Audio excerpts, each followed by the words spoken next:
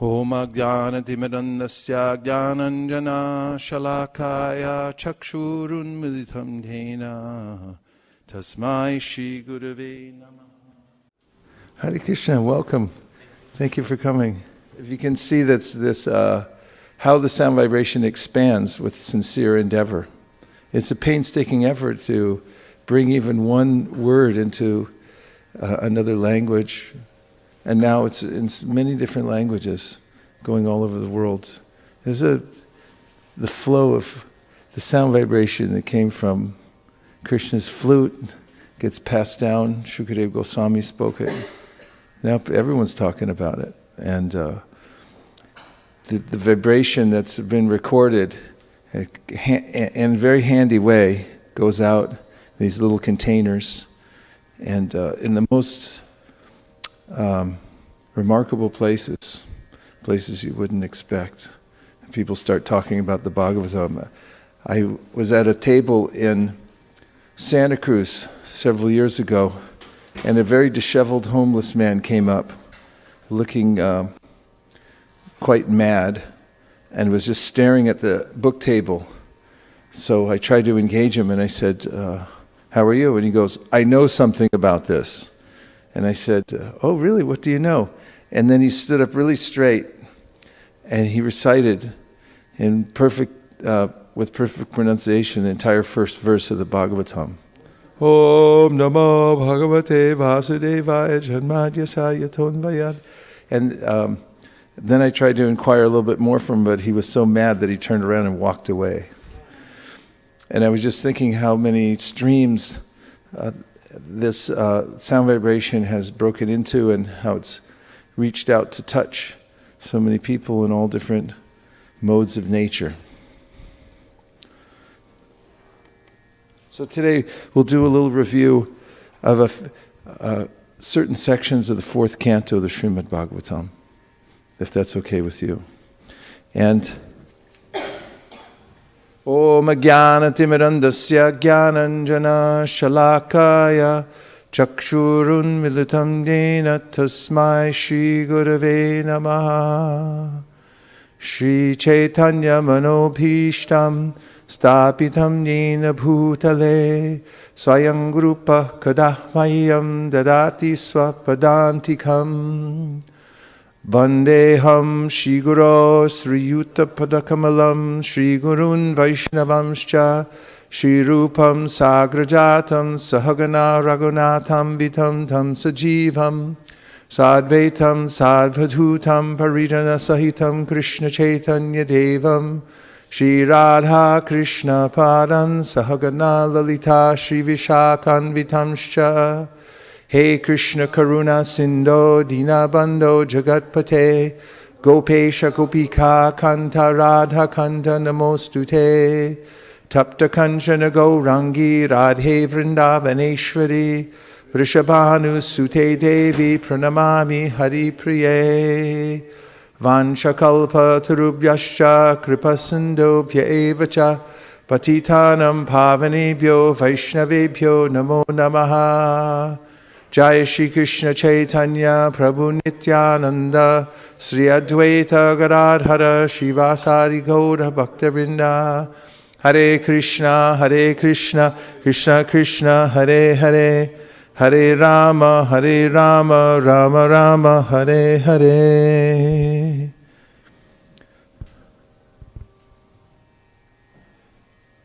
First very instructive and touching section I'd like to look at today, not only would I like to, I'm going to attempt to do it, is in the fourth canto, third chapter, starting with text number 21.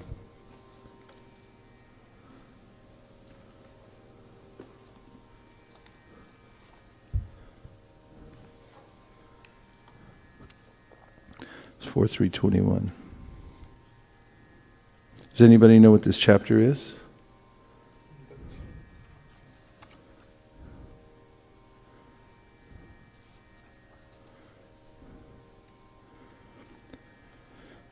So, yeah, it has to do with the Daksha Yajna, which is a I saw a few years ago some of the younger devotees in Los Angeles did a play to reenact the Daksha Yajna because they thought it to be topical. It never goes out of style. The Daksha Yajna where one party became annoyed, to say the least, with the other party, and then began fighting, and then it ended up in total destruction. And sometimes helpful to watch that from the outside, and as a warning to what can happen, escalating violence and so forth. So amidst this, there's some important dialogue about between Shiva, to start with here, and his wife Parvati. So what's happening is her father, Daksha, is holding a big soiree, big yajna, which is the place to be. And she wants to go, but there's a conflict of interest because Daksha, although Sati's father, is inimical towards Shiva. Have you ever seen this? Where there's within the family, there's a difference of opinion about the son-in-law. Ever heard of it? I've seen it. Sometimes there's strain between various members of the family. So this is happening here between Sati and her father, because her father really didn't like Lord Shiva. After all, he's not your ideal son-in-law. He wears ashes on his body, and he doesn't really care for any residents. And the ashes represent the fact that he's just always reminding himself and others that the body's going to end up as ashes anyway. Om krato smara kritam smara, krato smara kritam smara, as it says in the Sri Upanishad, this temporary body will be burned to ashes, let the air of life be merged with the totality of air. So he warns her, he's warning her, don't go. Don't go to this yajna, because what will happen is you'll go there and your father will insult you as a way of insulting me, and there will be an offense. And you'll become so disturbed because of that, that you'll actually suffer a kind of death. And literally she does. She immolates herself with her mystic potency, burns up the body that was given to her by Daksha. Acharyas say then she immediately takes birth in the next womb where she'll appear again. But it's a dangerous situation. So here's on 4/3/21 the words of Lord Shiva to his wife. One who is conducted by false ego and thus always distressed both mentally and sensually cannot tolerate the opulence of self-realized persons. Being unable to rise to the standard of self-realization, he envies such persons as much as demons envy the Supreme Personality of Godhead.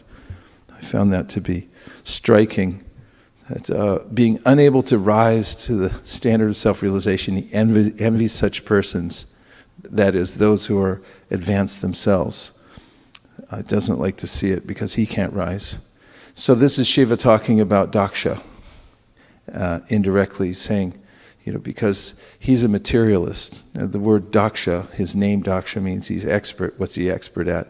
Being a materialist, basically, because he's a progenitor. He's very much absorbed in making lots and lots of children.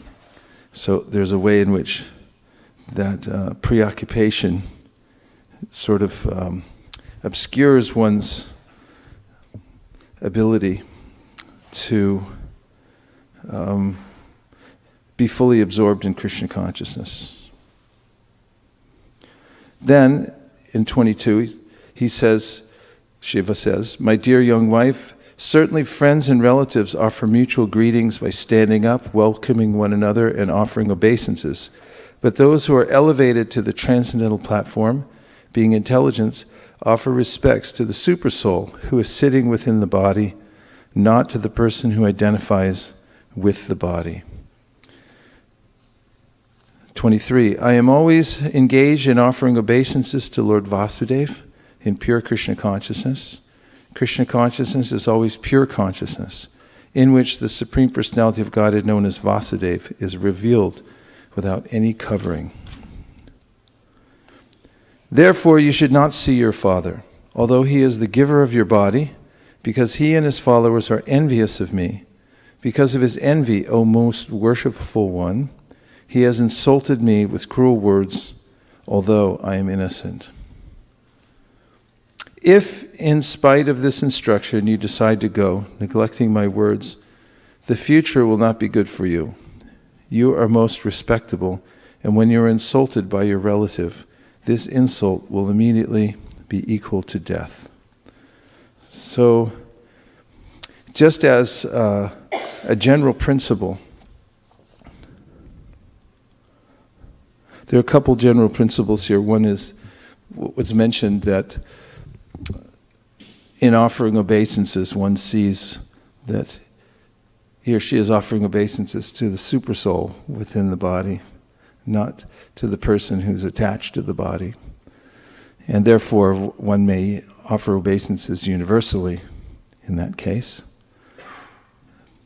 And another principle is that one has to avoid the envious in teaching Krishna consciousness. This is a principle with many a nuance. And especially it's brought out in the 11th canto of the Srimad Bhagavatam, in the description of the various levels of devotees. Of course, first of all, is mentioned the Mahabhagavata, who sees how Krishna is within everything and how the universe is working uniformly. And therefore, practically, there's nothing to teach, because everything that Mahabhagavata sees, everyone he sees as engaged already in Krishna consciousness or serving Krishna, because even by serving Maya, one's ensconced in the material energy, which is also Krishna's energy. Then there's the middle class devotee, who's described, Ishvare taradineshu balisheshu dvisatsucha prema maitri kripopeksha yakaroti samadhyamaha. And the Madhyama Adhikari, middle class, is one who sees four entities. Ishvara, which means Krishna, the Supreme Controller, and he sees the devotees. He can recognize what's a devotee. Then he sees the innocent, Bali Sheshu. They're like, Bali Sheshu means Bali is like a child. It's like innocent like a child.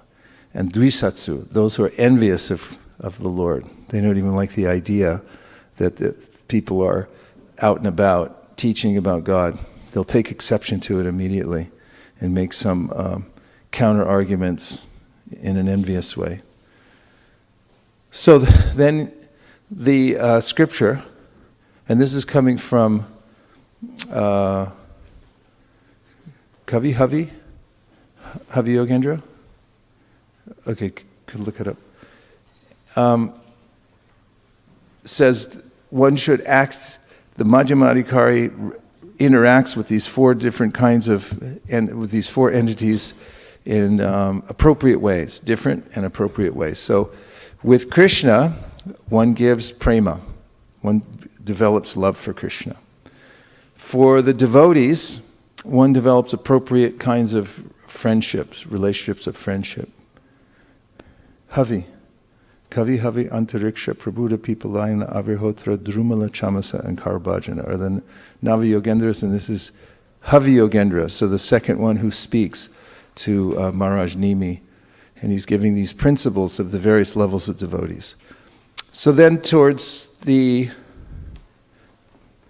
Krishna love, devotees, friendship, then towards the innocent gives mercy, kripa. And towards the envious, and here's coming to the point, upeksha, which means he's indifferent. Okay, I'll say the entity and then you say the word that goes with it. Krishna. Devotees. Innocent. Envious. Yeah. So that's the idea. This is the teaching. And so the Madhyama Adhikari is considered the preacher, as we say, or the one who goes out and teaches Krishna consciousness here, there, and everywhere. A topmost devotee, who I described, who doesn't feel the need to teach because he sees everyone's engaged in Krishna service, can come down, or often does come down, sometimes comes down to the second-class platform to engage in the world and to spread Krishna consciousness. So this, there's a purport to the verse, Ishvare Tadadineshu, which has, it's lengthy, but I'm going to skim it and pick out some of the points given by the acharyas, which will astound you when you hear these. They're so important and nuanced that it will give you an edge in your Krishna consciousness, because knowing how and when and to whom to preach, how to teach Krishna consciousness, what circumstances to hold back, and having a clear idea when it's okay, when it's not okay, is very important in teaching Krishna consciousness. And we're getting this lesson via the great acharyas. So the verse is 11:2:47. Havi Yogendra says, an intermediate or second-class devotee called Madhyama Adhikari offers his love to the Supreme Personality of Godhead, is a sincere friend to all the devotees of the Lord, shows mercy to ignorant people who are innocent, and disregards those who are envious of the Supreme Personality of Godhead. So it's a long purport. I'd like to read the whole thing, but I don't have time because I have several more points to make. And I'm jumping down to the second paragraph. According to Srila Bhaktisiddhanta Saraswati Thakur, although a second-class devotee is eager to preach to the innocent conditioned souls, he should avoid the atheistic class of men so that he will not become disturbed or polluted by their association. Srila Vishwanath Chakravarti Thakur has confirmed that a Vaishnava should be indifferent to those who are envious of the Supreme Lord. It is practically seen that when such persons are informed of the glories of the Supreme Personality of Godhead, they attempt to ridicule the Supreme Lord, thus further deteriorating their polluted existence. Has that ever happened to anyone here? When you attempted to teach somebody about Krishna, the Supreme Personality of Godhead, they acted in an adverse way. Who said yes? Do you remember a specific instance? Is it seared into your consciousness? Traumatized, are you? You want to tell us what happened? We're here for you. Microphone, please.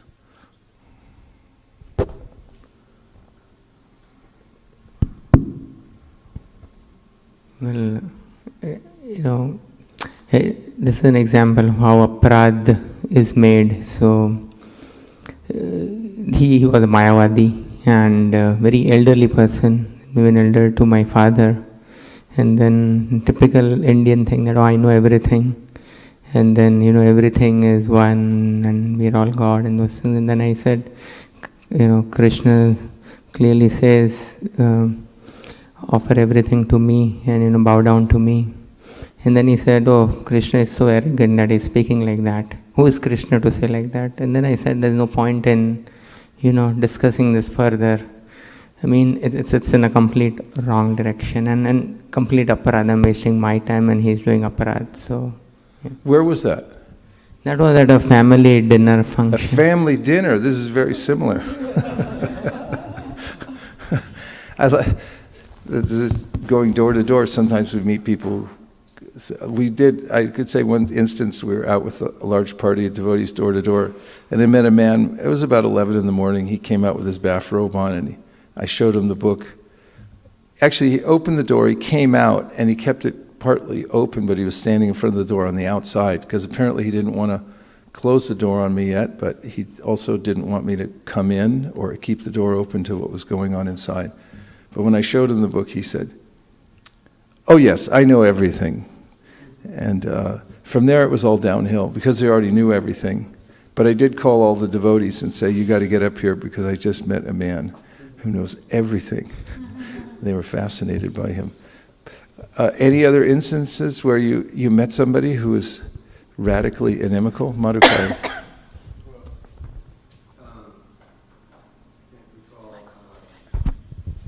anyone who is radically inimical. But I met someone just the other day who was an atheist, and I asked that person, "Well, why are you atheist? Why don't you believe in God?" And they said, "Well, there's no proof for God." And well, then I said, "Well, there's no proof that there isn't God, is there?" So then it just kind of went on from there. No proof there isn't God. I'd be interested to hear the details. Anyone else? Yes? Shraddha. So, Maharaj, mine is a happy story. I'm going to tell about the Santa Cruz guy that we met when we were out on book distribution. I think you better save that for another section, because this is like walking away. I think there is a section here where we can apply that. Okay. So there is all permission in the Shastra that when you meet somebody who's offensive, who reacts with disdain, when you indicate that you represent the Supreme Personality of Godhead and His devotees, and that you trying to present, that you have to become expert in disengaging. And here's some of the reasons. There's more. This is in the third paragraph. Srila Jiva Goswami has mentioned that although the first-class devotee of the Lord may at times exhibit apparent hatred toward the demons because of entering the mood of the Lord's pastimes, the intermediate devotees should avoid such feelings. Furthermore, the intermediate devotee should not in any way associate with the powerful atheistic class of men, because there is danger that his mind will become bewildered by such association. According to Srila Vishwanath Chakravarti Thakur, if a Vaishnava preacher encounters one who is envious of him, the preacher should remain far away. Where should he be? Far away from such an envious person. But the Vaishnava preacher may meditate upon ways to save the envious class of men. Such meditation is called the Sat Achar, or saintly behavior. And then to prove that, he gives this verse from Prahlad Maharaj, Naivod Vijay Paraduratya Vaitaranyas, in which Prahlad Maharaj is lamenting for the conditioned souls who are just wasting their time in the material world, carrying a heavy burden. And he says, I'm concerned with love for them. I want to try to help them. He's meditating on them. So it's not that we're indifferent and that there's no concern whatsoever. There's a way in which, even if one remains far away or avoids the person who's envious, one can still go on meditating how such a person might come to Krishna consciousness. And moving down again to the below where that verse is, Vishwanath Chakravarti Thakur states that even Bharata Maharaj, Vyasadeva, and Shukadev Goswami do not exhibit their mercy indiscriminately. But Srila Bhaktisiddhanta Saraswati Thakur has given an elaborate explanation to prove that the discrimination employed by a Madhyama Adhikari preacher does not at all show lack of mercy. He states that upeksha, or neglect, as mentioned in this verse, is the proper medicine for those who are inimical to the Supreme Lord and His devotees. Indifference from the preacher checks feelings of hostility on both sides. Although there is a Vedic injunction that one should cut out the tongue of a person who offends the Supreme Lord and His devotees, in this age it is best simply to avoid potential offenders and thus prevent them from committing further sinful activities against the Vaishnavas. Over the years, I can say that I've met a lot of people who announce themselves early on as not being in favor of what I was presenting in different ways. And I learned, partly by trial and error and by painful process of encountering such people before having a lot of this information, that it's it's best to disengage as quickly as possible when detecting that. For instance, sometimes people, although they believe in God, they have a particular, they're very sectarian. And when they see that you have a specific presentation, they may then become envious of that presentation, or have their own very strong agenda. For instance, I've met, of course, teaching in America, distributing books in America, I've met a lot of people in the Christian faith who have been particularly pointed about their disdain for what I'm presenting and so forth. So in those cases, over years, I've evolved a system where if I show a book, for instance, on Sankirtan, and then someone begins to reveal to me that they want to preach to me in no uncertain terms, then instead of getting into a protracted debate about it, in most cases, when I sense that it's an intractable situation, I'll say, they'll say, do you believe in the Lord Jesus Christ? Have you accepted Him as your personal Savior? Something like that, which is sort of a mantra. And then I would say, I want to thank you very much for the work you're doing. It's people like you who are keeping, the people of faith like you who are keeping the world afloat. Without you, we'd have no hope, and I thank you very much. And then after having given some appreciation for their faith, which should be there, then I disengage as quickly as possible.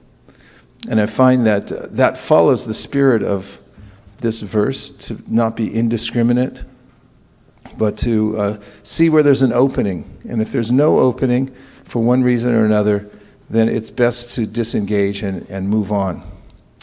So Shiva's telling Parvati, Sati, not to go into this situation because there's going to be envy there. And there's more. I like that neglect equals medicine. That's there in the purport. So it is a kind of teaching. It is a kind of way of preaching, is to neglect. Tender and loving neglect, we call. Tender and loving neglect. In other words, you neglect, but it's not that you walk away hatefully, but you walk away appreciating that you didn't muddy the waters more or agitate the person, have them commit more offense or waste your time. Furthermore, Srila Bhaktisiddhanta Saraswati Thakur, this is much further along in the purport if you can find it, has strongly rejected those foolish persons who, under a plea of mercy and equal vision, perceive that a faithless person is also a devotee of the Supreme Lord, and who thus try to thrust the Harinam or holy name of God upon such offensive people. Srila Bhaktisiddhanta has stated, when childless people think themselves Mahabhagavatas and act in defiance of the Vaishnava spiritual master, such behavior simply holds them back from receiving the mercy of the Vaishnava Guru. So on the other side, someone might say, oh, no, I see everybody as a devotee. Therefore, I will preach to everybody, no matter, even if they're envious or they're angry or they're intractably sectarian. I'll force it on them. They have to have it. This is not approved by the acharyas, like Srila Bhaktisiddhanta Saraswati Thakur, and it's an artificial situation. So one can fully study the position of a Madhyama Adhikari, and even if you're a Mahabhagavata, if you're out preaching, then you should see what is the strategy.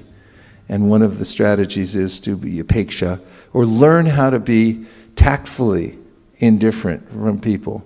Not that you also break it off with people in such a way that they become more angry and just, forget you.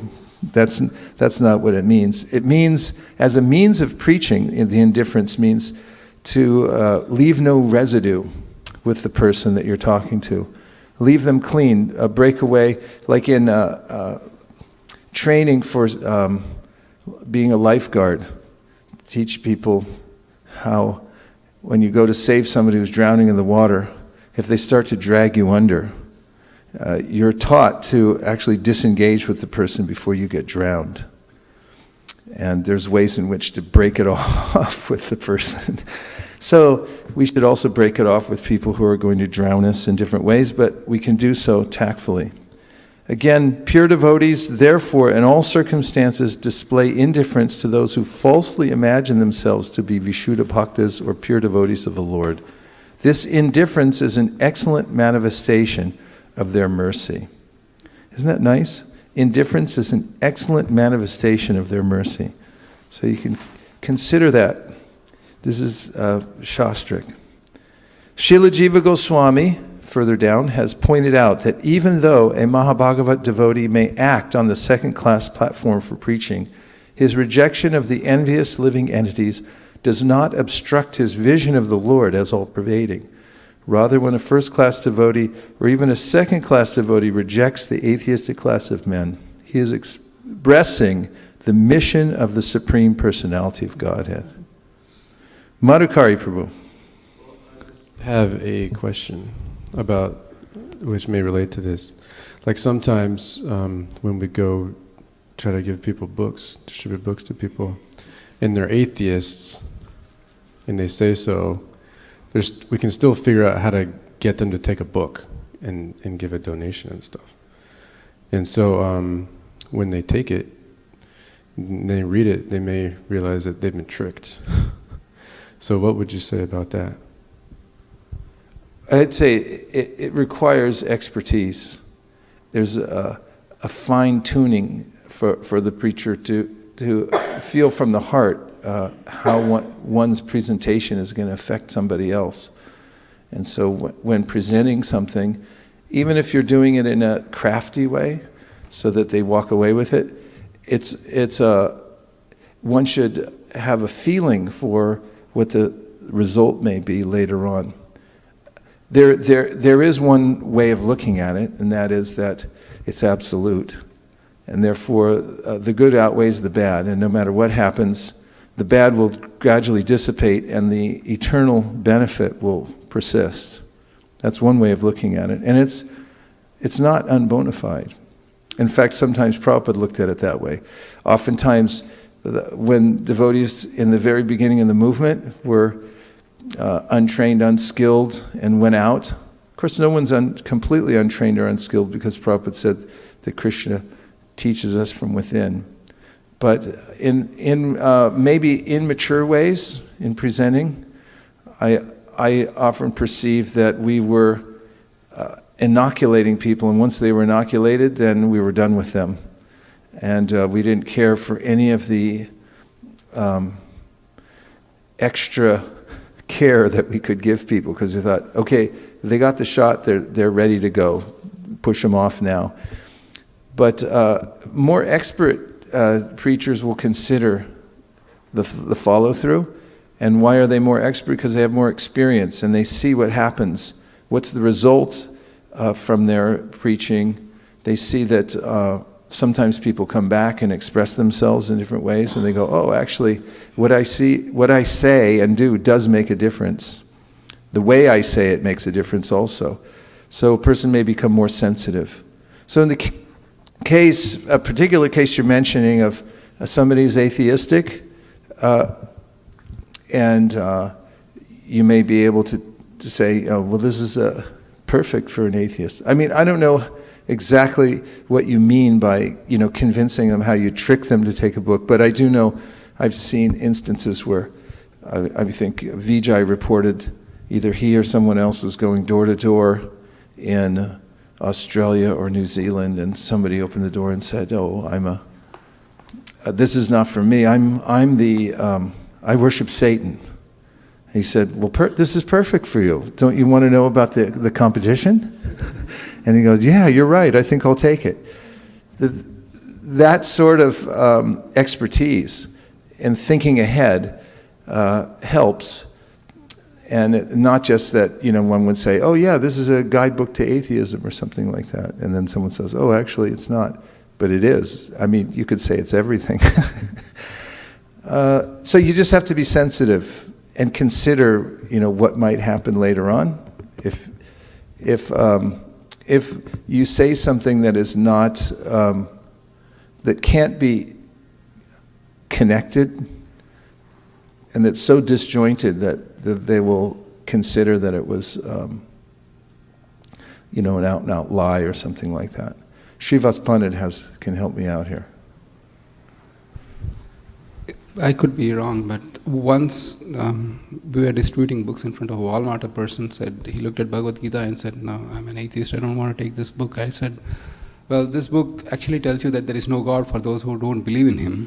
"Oh, really? Yeah, I'll take that." So that's a kind of expertise. There was a way in which Prabhupada was talking about how there was, in the 1970s, there was a so-called energy shortage. And Prabhupada was saying there is no energy shortage. Krishna's unlimited energy. So this is artificially created by human society and the way that we're organizing our economic systems.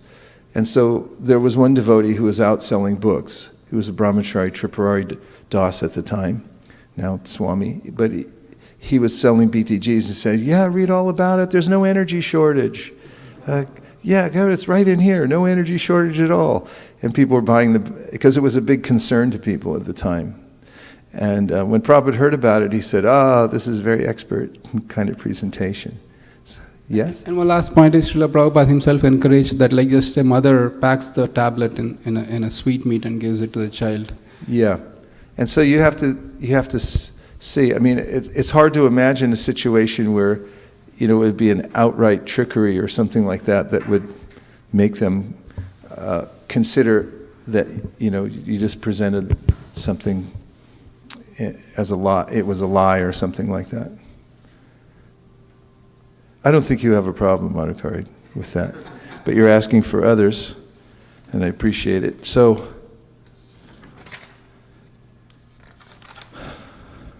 finally, in the penultimate paragraph, Madhyama Adhikaris, however, should not imitate such Uttama Adhikari behavior. In this connection, the distinction between Madhyama Adhikari and Uttama Adhikari is stated by Srila Vishwanath Chakravarti Thakur as follows. A Madhyama Adhikari cannot at any time perceive the presence of the Supreme Lord within all living beings, whereas an Uttama Adhikari, however he acts on the second-class platform to carry out the Lord's mission, is aware that every living entity is ultimately a forgetful Krishna-conscious entity.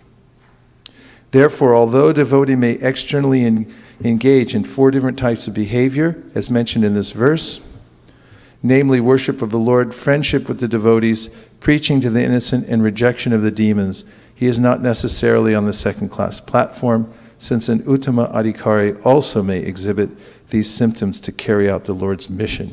In this regard, Srila Bhaktisiddhanta Saraswati Thakur mentions that it is the duty of the Madhyama Adhikari to extend himself as the right hand of the Uttama Adhikari, vowing to work for the benefit of others and offering to help in distributing love of Krishna. So, this verse, 11.247, has a lot more in it. I just touched a few points, but the principle is that in preaching Krishna consciousness, one has to observe carefully the categories of people that one's meeting and then appropriately interact with them. We'll take just a few reflections. Anything that you heard, any principle that you heard that stuck in your mind that you find useful, and then we'll move on to the next point. Thomas. I like the phrase, indifference is an excellent manifestation of mercy. So by disengaging, you're actually preventing the person from further offending Krishna or his devotees. So it's a great mercy to do that. Yes. It's a kind of medicine. Nice. Madhukari Prabhu. I like the one about when there's envious people and you disengage from them. It's not without love. Yeah, in fact, he mentions that it's sat achar to disengage, but at the same time meditate on how one might help them. And he quotes Prahlad Maharaj, Naivo dvijay para daratya vaitaranyas. Twadvirya gayana maha mrignam magnachitaha Shoche tato vimuka. So he says, Shoche tato vimuka cetasa indriyartha. Shoche, I'm lamenting. Although, I'm lamenting for those. I'm feeling concern. I'm thinking about, how people are suffering and how I can help them. Thank you. Yes. About tender neglect, you had mentioned. Tender loving neglect. Tender loving neglect, you had. Or TLN rather than TLC. Or even just purposeful neglect in general. You had mentioned in one of the lectures where you were talking about chidrakta, and you said this is one of the things. And another one was there were three, right? There was insult, and then neglect, and there was a third one that helps grow the chidrakta. So I was thinking about that. Yeah. So she's referring to a quote I included in my book that's from Srila Bhaktisiddhanta Saraswati Thakur, who said that the spiritual body, chid sharira, is nourished by spiritual blood, chidrakta. And spiritual blood is produced when one feels the friction from preaching and meets people who neglect you, they neglect you, they insult you, and one other thing. What? And misunderstand. So don't think that by mixing it up with the world, you're actually in a disadvantageous situation. Actually, it's the opposite. And in fact, I heard the other day from Gopi Paranadhana Prabhu that one of the main principles for advancement in spiritual life is getting a friction from sadhus. It's a sort of related point. But he said, when you're around a real sadhu, it can actually be rather disturbing, caustic sometimes. Sometimes people say, oh, I wish I was there with Prabhupada, I could have been with him all the time. And you can ask any of the servants who were with Prabhupada, they say, it was really hard. It's like everyone says, oh, what a sweet service. Like, no, it wasn't. It was very difficult. Prabhupada was, first of all, you have to put your ego aside and put somebody else completely in the center. It's nothing about you. You're completely the servant.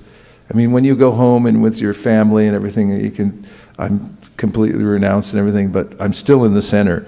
But when you're with a sadhu, then, it's all about the sadhu.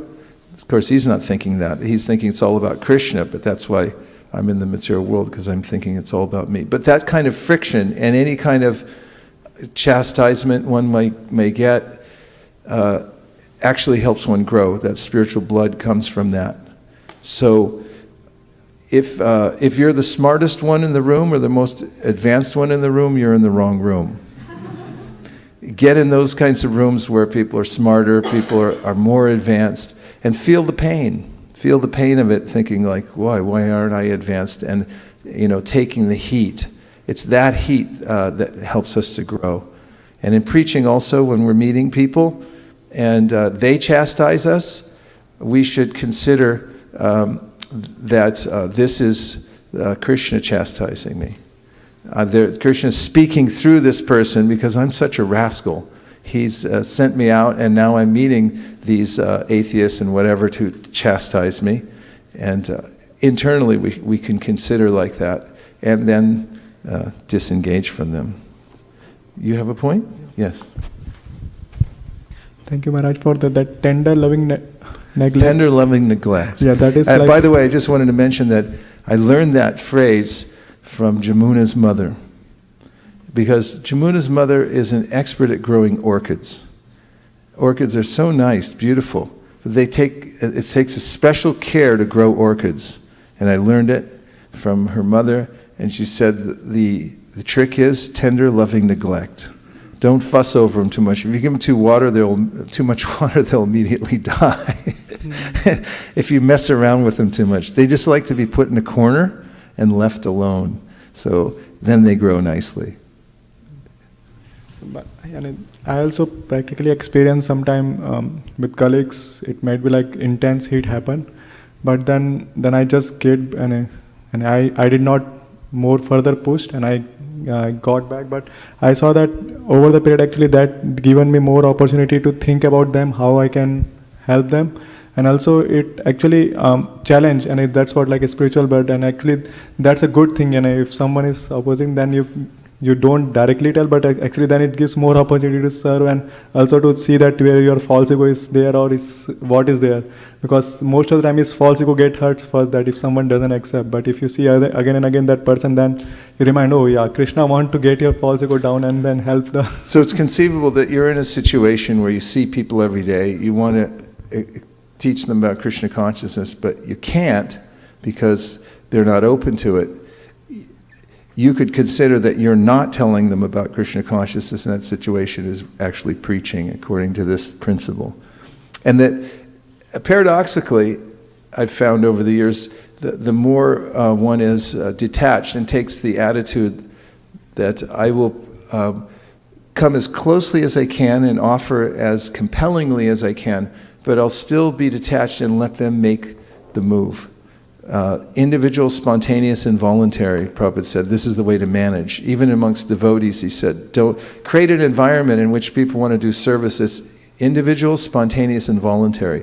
And when we're preaching Krishna consciousness, we should also learn how to make an environment, even if we only have a 30-second window of time.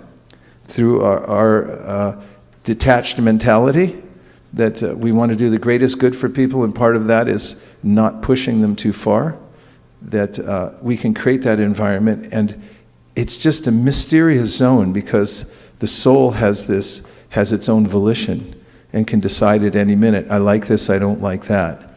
And if we create that environment for people and they willingly come forward, it's very powerful. More about that later. On to the next part, 4, 6, 1 through 2. In the Srimad Bhagavatam, 4th Canto, 6th chapter, verses 1. So, as we all know who have read the 4th Canto, there was a great fallout from Sati going to that party at Daksha's house. What happened? Just as Shiva had predicted, Daksha was envious. He really couldn't tolerate Shiva at all, and although he didn't come, his wife came, and he snubbed her. He just completely ignored his beautiful daughter, and she became so incensed from this offense, which he was committing towards Shiva through her, that she immolated herself through her mystic power. And then there was a huge fight. All the gangs got together and came in and started blowing up the whole assembly. A huge fight. Daksha got his head cut off. There was a rumble at the yajna. Rumble in the jungle. So 4, 6, 1 through 2, all the priests and other members of the sacrificial assembly and all the demigods, having been defeated by the soldiers of Lord Shiva and injured by weapons like tridents and swords, approached Lord Brahma with great fear. And we're going to have a yajna here today, but hopefully none of that will happen. You don't have any rival gangs coming after you, do you? Because if you do, make sure we have our tridents and swords ready. After offering him obeisances, they began to speak in detail of all the events which had taken place. So they go to shelter to Brahma and Vishnu to see what do we do now. Both Lord Brahma and Vishnu had already known that such events would occur in the sacrificial arena of Daksha. And knowing beforehand, they did not go to the sacrifice. When Lord Brahma, this is verse 4, heard everything from the demigods and the members who had attended the sacrifice, he replied, "You cannot be happy in executing a sacrifice if you blaspheme a great personality and thereby offend his lotus feet. You cannot have happiness in this way." So in teaching Krishna consciousness, we have to understand basic principles that guide us. And one of the foundational principles is we must not blaspheme devotees. By the way, these first two principles that we're talking about fall within the 10 offenses against the holy name. What was the first principle? Where does it fall within the offenses against the holy name? Ninth offense, which is instructs a faithless person about the glories of the holy name. And then this one is first offense, to blaspheme the devotees who have dedicated their lives propagating the holy name of the Lord. And to make this point clear over and over again, this is efficient preaching, because we can transport principles wherever we go. The principle is axiomatic. It works in all times and circumstances, and this is one of them. And that is that you can't be happy if you offend devotees. Your sacrifices, whatever you're doing in Krishna consciousness, won't be fruitful. Nothing will be fruitful if you offend the devotees. So this is the first thing that they're teaching. Lord Brahma is teaching these devotees who have just had a huge fight with Lord Shiva and came badly beaten and wondering what to do next. So he says, you cannot be happy in executing a sacrifice if you've blasphemed a great devotee.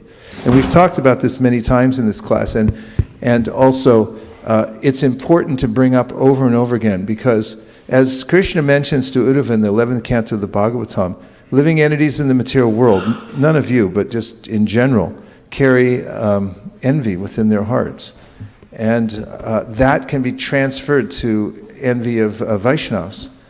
And when one speaks with envy in one's heart, it's like a spear that can injure the body of another. So don't offend, don't blaspheme these great Vaishnava personalities. Then he says, you have excluded Lord Shiva from taking part in the sacrificial results, and therefore you are all offenders at his lotus feet. Still, if you go without mental reservations and surrender unto him and fall down at his lotus feet, he will be very pleased. So this is something that Srila Prabhupada taught us early on in the Krishna consciousness movement. First of all, that there will be disagreements. He said, don't think that there won't be disagreements between even devotees. He wrote a letter to Atreya Rishi Prabhu, who was a GBC, and who was appalled that there was so much infighting going on amongst the leaders.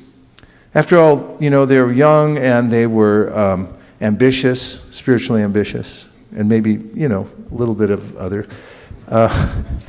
And there were definitely altercations. And so he got disturbed, because he was a very kind of centered and inherently peaceful personality. Wrote a letter to Prabhupada saying, how is this spiritual? Spiritual means that everyone should get along and there should be no arguments and so forth. And Prabhupada wrote back and said, your idea is Mayavad. He said, because actually living entities have their own individual natures, and when they come together, there will be differences of opinion. It's natural. And he said there's anomalies even in the spiritual world.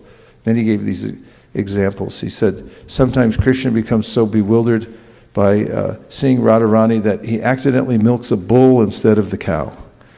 And he said, so don't try to find utopia, even in the spiritual world, because that's what makes it interesting.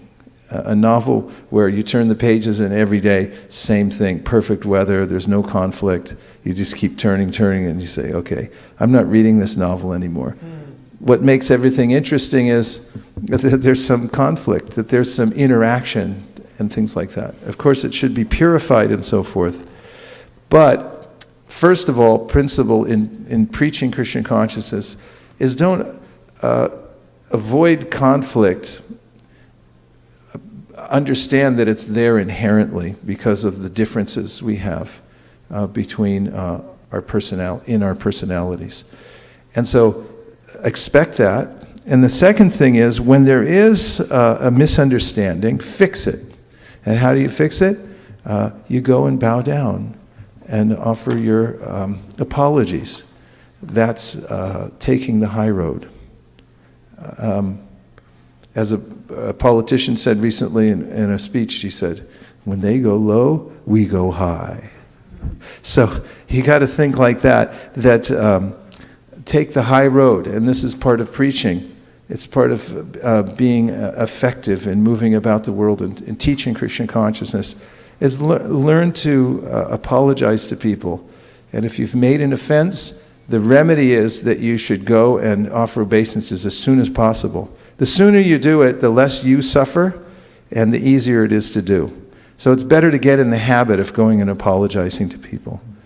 And if devotees are out teaching Krishna consciousness to others, and they happen to offend the sensibilities of somebody, don't be condescending and think, oh, I don't need to apologize to them.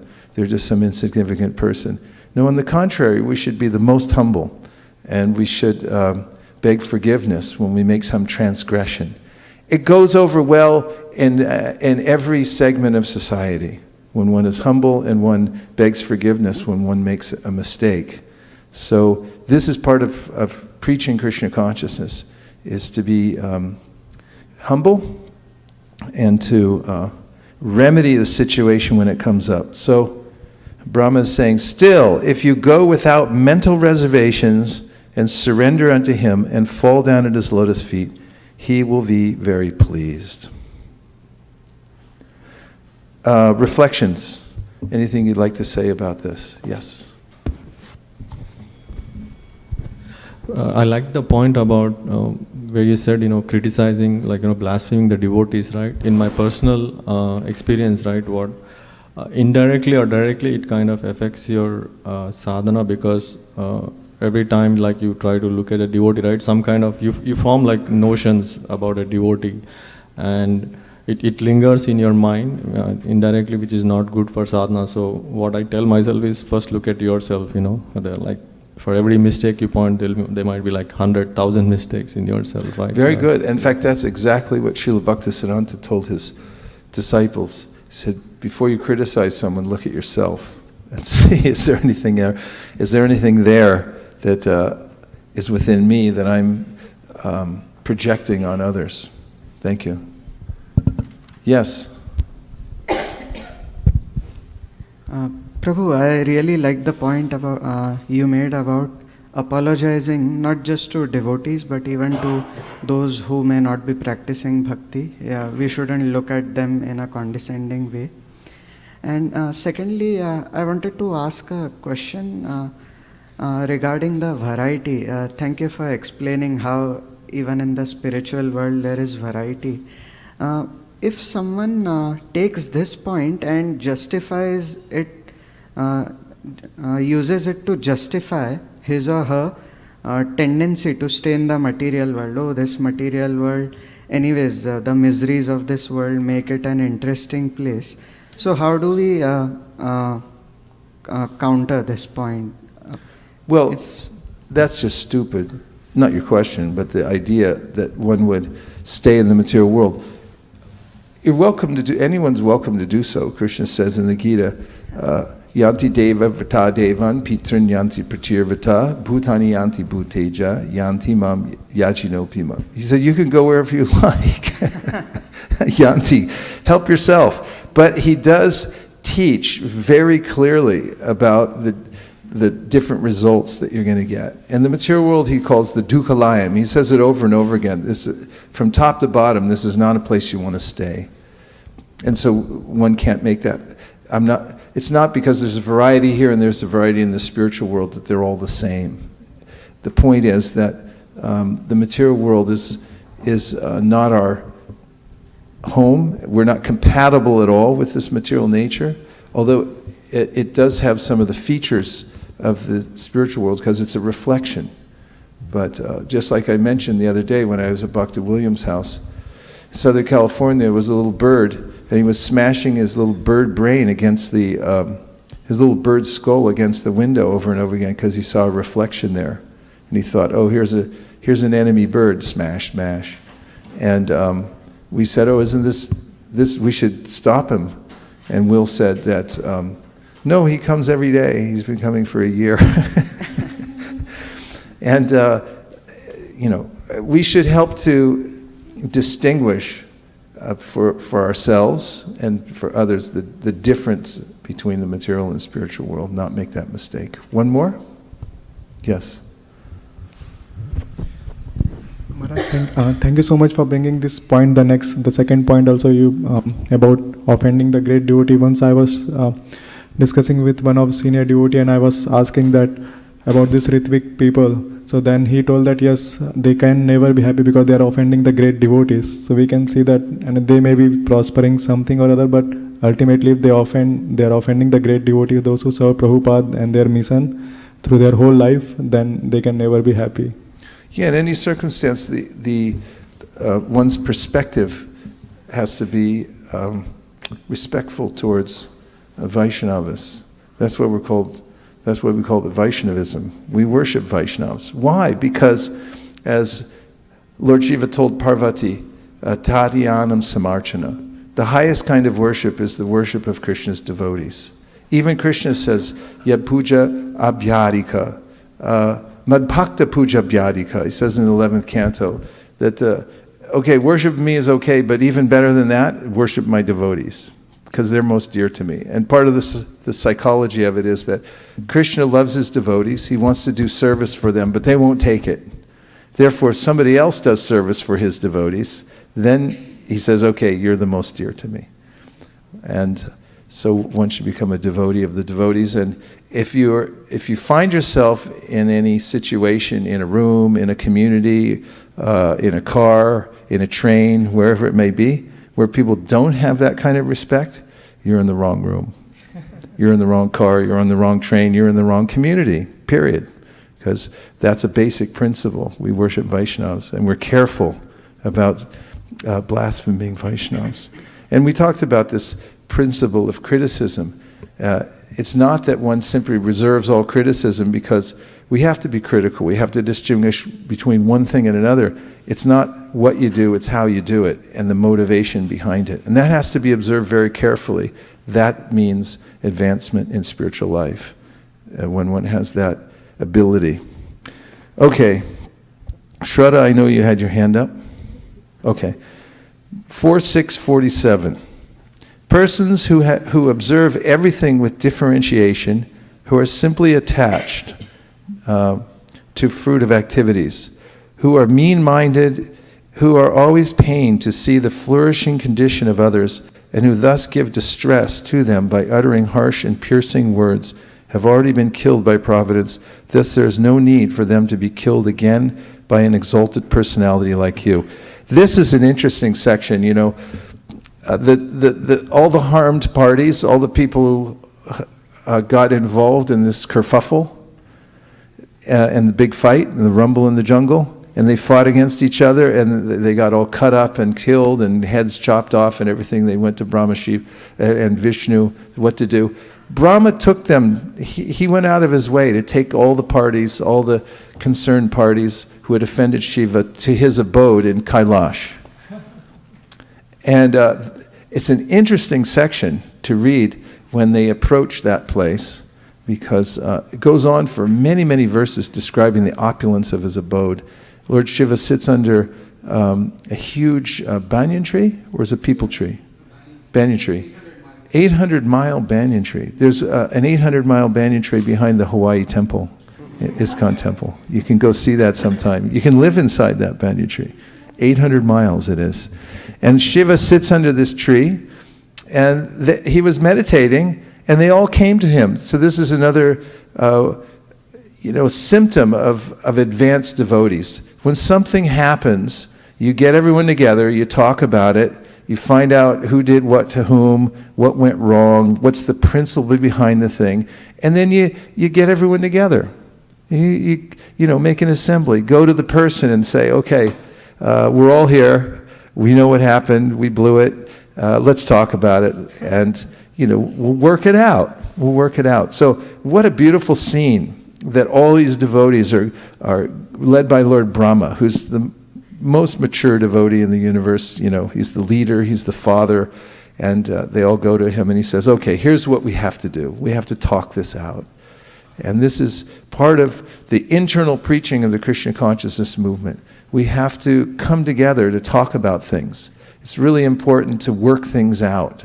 And when there's a problem, and when won't there be a problem, one has to get the parties together and talk. It's magical, actually. I've seen, since I've been in management for a little while, number one, that I'm aging faster, and number two, that there's always some opportunity to solve what are considered by my mind to be impossible situations. Impossible. I mean, there's no way this is going to work out. But I'm always amazed that when devotees come together with a willingness to talk about it, that something comes out of the mix. There's a synergy.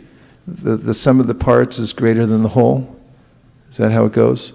And when devotees come together in this kind of assembly that Brahma put together and came before Lord Shiva and said, okay, we just need to talk about this. Something really bad just happened and everyone blew it. So let's talk. You don't know what's going to happen, but one thing's for sure. When you try that with an open mind, then some solution can come out. And that's how we move forward, by fits and starts. In this material world, and especially in the spiritual world. Don't think it's all just going to go in a straight line. You have to fight for every inch. And part of fighting in it for every inch in teaching and preaching Krishna consciousness is to know this technique of keeping the heart open and coming together to work things out. So, in the purport, Prabhupada gives this advice. Persons who are materialistic and always engaged in fruitive activities for material profit cannot endure seeing the flourishing life of others. What an opening line, huh? Can I read it again? Yes. Persons who are materialistic and always engaged in fruitive activities for material profit cannot endure seeing the flourishing life of others. Except for a few persons in Krishna consciousness, the entire world is full of such envious persons who are perpetually full of anxieties because they are attached to the material body and are without self-realization. Since their hearts are always filled with anxiety, it is understood that they have already been killed by providence. Thus, Lord Shiva, as a self-realized Vaishnava, was advised not to kill Daksha. A Vaishnava is described as Paradukatuki, because although he is never distressed in any condition of life, he is distressed to see others in a distressed condition. Vaishnavas therefore should not try to kill by any action of the body or mind, but should try to revive the Krishna consciousness of others out of compassion for them. The Krishna consciousness movement has been started to deliver the envious persons of the world from the clutches of Maya. And even though devotees are sometimes put into trouble, they push on the Krishna consciousness movement in all tolerance. Lord Chaitanya advises, Trinadapi sunichena toror api suhishnuna amanina manadena kirtaniya sadahari. One can chant the holy name of the Lord in a humble state of mind, thinking himself lower than the straw on the street. One should be more tolerant than the tree, devoid of all sense of false prestige, and ready to offer all respects to others. In such a state of mind, one can... What is it? There it is. That's right there. Sometimes people wonder, devotees wonder, why can't I chant? Why don't I have a taste? It's right here. You have to cultivate these aspects in your life, these qualities. You actually have to cultivate them. And by doing that, one can teach Krishna consciousness, and one can go on chanting Hare Krishna. And I've seen it. I've seen it over the years. I'll just talk about in the realm of book distribution. I've seen people give up book distribution, and my observation was that they became either condescending or indignant with the people they were dealing with and not humble, and Krishna didn't let them continue. And I took that as a warning to be careful not that I've achieved anything of any semblance of humility, but it's a principle I can see that is vitally important in preaching and teaching Krishna consciousness. Is there a difference between preaching and teaching? Huh? Seems like there's some nuance. Every word holds some meaning, right? Some subtlety. Okay, so finally, a Vaishnava should follow the example of such Vaishnavas as Haridas Thakur, Nityananda Prabhu, and also Lord Jesus Christ. There is no need to kill anyone who has already been killed, but it should be noted herewith that a Vaishnava should not tolerate the blaspheming of Vishnu or Vaishnavas, although he should tolerate personal insults to himself. So that's a known principle, right? And also, this idea that the person's already killed, you don't have to kill them. Don't make it worse for them. Don't make it, in teaching Krishna consciousness, they implicate themselves more. Be careful, like a doctor. When doctors go out to the field to pick up somebody who's broken a limb, they lift them very carefully onto the gurney so that they don't injure them more. It's the first principle in the Hippocratic Oath that doctors take before they start practicing medicine legally and officially, and that is, first, do no harm. That's the first thing. Be careful how you're dealing with others when you go out into the field. And also, consider the fact that if someone needs to be dealt with, there's a universal system through which all living entities are dealt with. This is part of the vision of self-realization, and that is, everything is going on uniformly in the world. Nobody gets away with anything, either in front of everyone or behind the scenes. Cheaters cheat themselves because there's perfect justice within this world. And therefore, one doesn't have to try to rectify everything oneself when one's teaching Krishna consciousness. One can consider the fact that everyone gets their due. And this is part of the point he's making here. Don't try to kill someone. They're already killing themselves. Have compassion for them. So here's a quotation from the Adi Lila of the Chaitanya Charitamrita 7.99 that indicates how careful one must be when teaching Krishna consciousness, and is related to this instruction that Brahma is giving to Shiva. And Prabhupada writes in his purport, and I think it's the last paragraph in the purport, in personalist Mayavadis, and context is Sri Chaitanya Mahaprabhu has gone to see, what is his name? In Varanasi. Prakashananda Saraswati. And Prakashananda had been criticizing Mahaprabhu here and there, and his devote, and saying that he's just a sentimentalist, why isn't he studying Vedanta, and so forth. And Mahaprabhu arranged to meet them through his mystic potency, to get invited to go and see them, to protect his devotees, because they were in anxiety, hearing all this blasphemy of Chaitanya Mahaprabhu. So he wanted to rectify the situation. So he arranged for them to invite him, and they invited him to this big assembly of Mayavadis. So what did Mahaprabhu do when he came there? What was his preaching technique? He got up and he said, "You are all completely in Maya. You Mayavadis are just wrong-headed, and your philosophy is completely wrong." Is that what he did? No. What did he do? What was his preaching technique? How did he exhibit that humility? Yeah, it was in his, so in body, mind, and speech. Narada Muni says of body, mind, speech, in all ways one should express humility. So when he came into this assembly, he sat down in the lowest place you could possibly find. This is very significant in a culture, where you sit. You come in and it's like, sit on the highest place and, present yourself in a certain way. And Mahaprabhu came in and he sat down in the place where people were washing their feet. Just say, "I'm nothing. I'm the lowest of everybody in this room." This is a preaching technique. This opens people's hearts when you actually come in as a humble soul, not riding on an elephant, but come in and you sit down as like, I'm here just as a representative, but I don't know anything personally, and I'm going to take the lowest position. And once when Yogeshwar Prabhu, he was telling me this about when printing books in the French language, and he had completed a book. It was a great victory. He was a little known entity. He was always in the back doing translation work and helping with things, and he came into a room to show the book to Prabhupada, and there were a lot of big leaders there, and he showed Prabhupada the book. Prabhupada was very pleased, and he said, "So you are the lead man on this project?"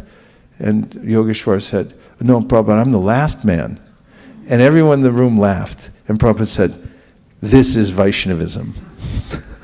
Prabhupada, I am the last man. And so this feeling, taking this position while one's teaching Krishna consciousness, this is important. Impersonalist Mayavadis always try to defy Vaishnavas because Vaishnavas accept the Supreme Personality of Godhead as the supreme cause and want to serve Him, talk with Him, and see Him, just as the Lord is also eager to see His devotees and talk, eat, and dance with them. These personal exchanges of love do not appeal to the Mayavadi sannyasis. Therefore, the original purpose of the Mayavadi sannyasis of Benares in meeting Chaitanya Mahaprabhu was to defeat his personal conception of God. Sri Chaitanya Mahaprabhu, however, as a preacher, turned the minds of the Mayavadi sannyasis. They were melted by the sweet words of Sri Chaitanya Mahaprabhu and thus became friendly and spoke to him also in sweet words.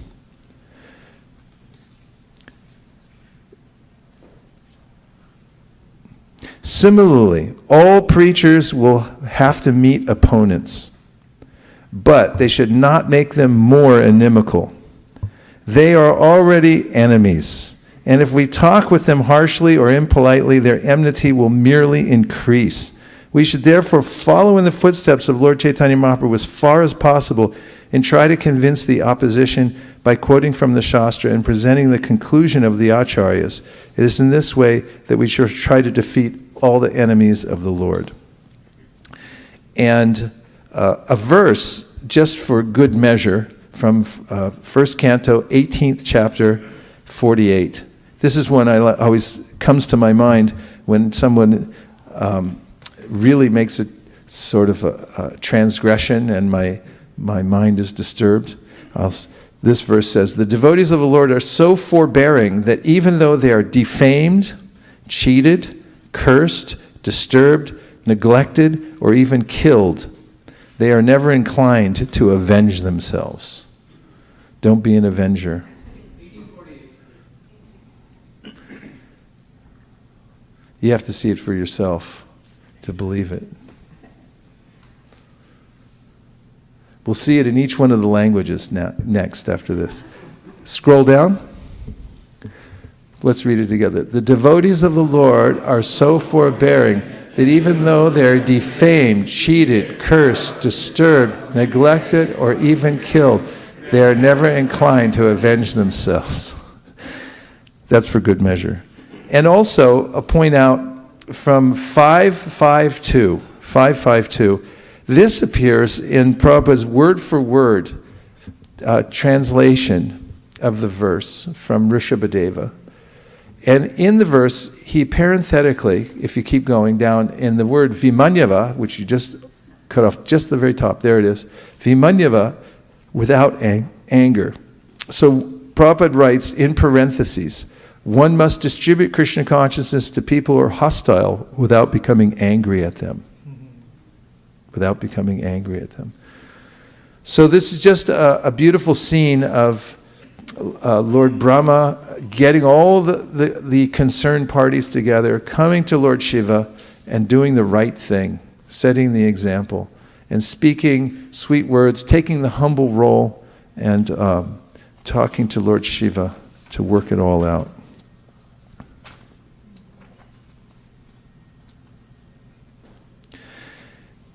And next we have 4648. My dear Lord, this is Brahma speaking to Shiva.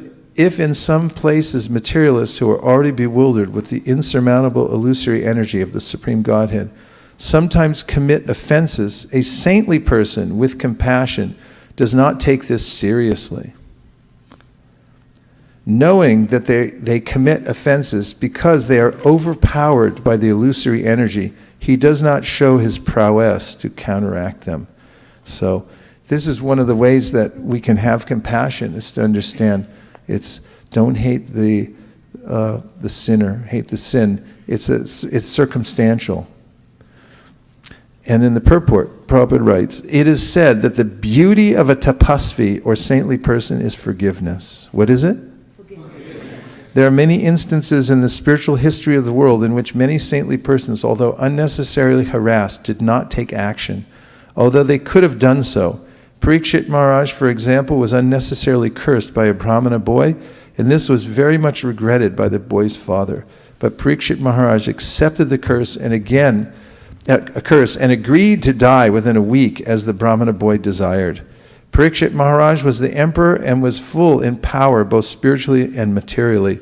But out of compassion and out of respect for the Brahmana community, he did not counteract the action of the Brahmana boy, but agreed to die within 7 days. Because it was desired by Krishna that Parikshit Maharaj agree to the punishment so that the instruction of Srimad Bhagavatam would thus be revealed to the world, Parikshit Maharaj was advised not to take action. A Vaishnava is personally tolerant for the benefit of others. When he does not show his prowess, this does not mean that he is lacking in strength. Rather, it indicates that he is tolerant for the welfare of human society. Now, this is something I've learned on book distribution. I mean, hopefully I've learned. But I've noticed that if I react to people with any twinge of anger, envy, trying to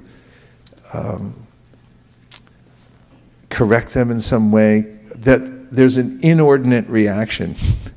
And having seen several of these happen, I wrote about one in my book when I was in LaGuardia Airport. And I used to go there every day with my friend Pragosh. We'd drive from 340 West 55th Street Temple to the airport. I lived in New York for 3 years, and I only knew the route to the airport. Not much more. In any case, at LaGuardia Airport one day, I met an Indian gentleman, and when he saw the Bhagavad Gita, he just said like this, and I felt some anger in my heart, and I said, "Would your parents approve of the way you just acted?" And because I said it with anger, not compassion, not considering the situation, he blew up, and he ran off to the police station. And I spent, a lot of time, Krishna's time, an hour maybe, like talking about it, apologizing, telling the police I'd be more careful in the future and things like that. And then it's instances like those that helped me to realize and imprinted in my consciousness that don't react when that kind of anger is within the heart. There's a way of using anger in Krishna consciousness, but it's very rare. The example of Hanuman is given. But if I try to imitate that and get angry at somebody and say, yeah, that was for Krishna, there's a difference between using anger and losing your anger. You're losing your temper. Using your temper, losing your temper. So be careful, the Shastras are saying, about losing your temper. Better to err on the side of being humble and retracting, backing off from the situation if you're not sure. And this is beautiful. Forgive people and forgive quickly. There are whole seminars about this, how it can change your life to learn to forgive people. For instance, I've talked about on the road. Is there an opportunity on the road to become angry with people? Because it's an impersonal situation. Like, if you're driving along, somebody cuts you off, let's say. And you might, it's possible that you could become, what would be the word? What would you become if you were a little disturbed? What would you say? Agitated. Yeah, okay, you can become agitated. And why? Now, I observe it from a different couple points of view. One is that, let's say, you become agitated because you don't know who's in the car. If you knew them well, if they were your best friend and they cut you off, you just go, ha ha, I'm going to get you when we get back. If it was your mom, you go like, Mom, would you cut it out?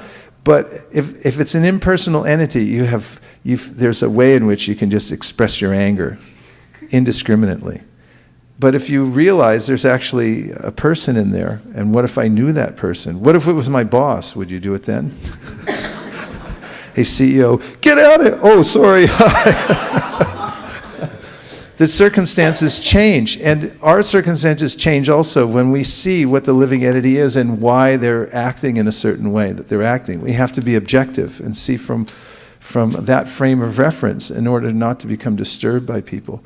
And also, as I've said before, there's a mantra that I use when driving. And Nirkula's here so she can corroborate that I actually do this. If somebody makes, if she's driving and they cut us off, I'll say, I forgive you, or we forgive you. So even if I don't feel like it, I say it immediately and then I feel fine right afterwards. So this forgiveness is a powerful a technique. Forgive people quickly. The quicker you do it, the less entangled you become in that energy of the material world that wants to drag you in and say, why am I a victim? Why do people treat me like this? This person should be avenged. I should take it out on him somehow. And people do that. They'll actually chase somebody down and ruin their whole life within 5 minutes. You could write a little booklet, How to Ruin Your Whole Life in 5 minutes. It's happened before. I read about it when I was in school up at Skyline College, and there was this motorcycle and a truck, and they got in an argument about who got what lane or whatever. The motorcyclist kicked the truck, and then the truck driver jerked his wheel and knocked the guy off the road, and he died. And the truck driver was an upstanding citizen with 3 children, never had a criminal record, nicest guy in the world, everyone said, but in a few seconds, he ruined his life. A manslaughter. He killed this person. And that can happen in the material world, so you have to be really careful what to speak of when teaching Krishna consciousness. You always have to keep that in check and learn to forgive the transgressions of others. Okay, 4.649. My dear Lord, you are never bewildered by the formidable influence of the illusory energy of the Supreme Personality of Godhead. Therefore, you are omniscient and should be merciful and compassionate toward those who are bewildered by the same illusory energy and are very much attached to fruitive activities. So this whole section of the 4th canto of the Srimad Bhagavatam, in which the Daksha Yajna takes place and the aftermath, and during the aftermath things are worked out, is very instructive. There's a lot of dialogue there that we can take to heart, and many principles, several of which we've mentioned so far. Shall we take a couple of minutes for reflections? Anything that's stuck so far in this last section? Yes, Vishaka Leela.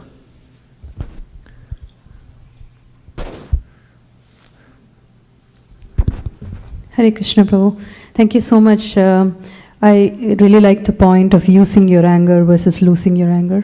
And I was just relating to this beautiful pastime in Ramayana that I heard.